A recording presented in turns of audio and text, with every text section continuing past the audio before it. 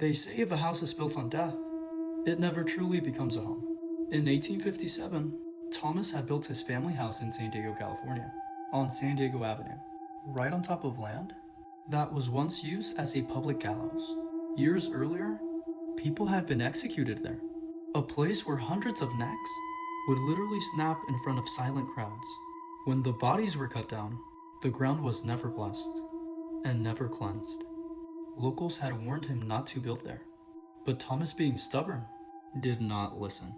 Almost immediately after moving in, the family began hearing heavy bootsteps echoing late at night, slow, deliberate footsteps across the wooden floors that would later stop, then start all over again. And when Thomas would check, there would be no one there, but the sounds would just keep on coming. His daughter Violet was the first to reach her demise inside that house by unaliving herself. And after Violet, Thomas's other daughter Anna also met her demise. She had accidentally unalived herself while handling a gun in the home. And worse yet, blood had soaked into the same floors where the footsteps were heard. Later on, the house became a courthouse where prisoners were held inside, awaiting their execution.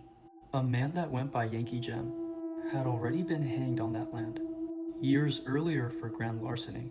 Visitors claimed that they can still hear the sound of his boots pacing the walls, dragging slightly as if his neck never fully healed.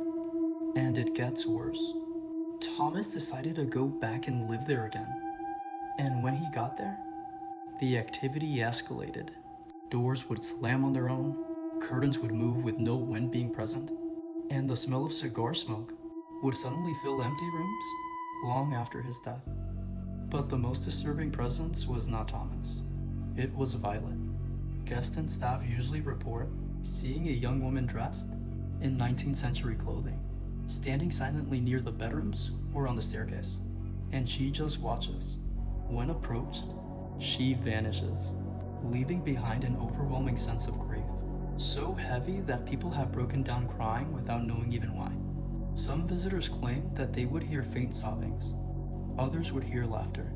Tour guides refuse to go upstairs alone. Some people even leave with scratches they didn't even have before.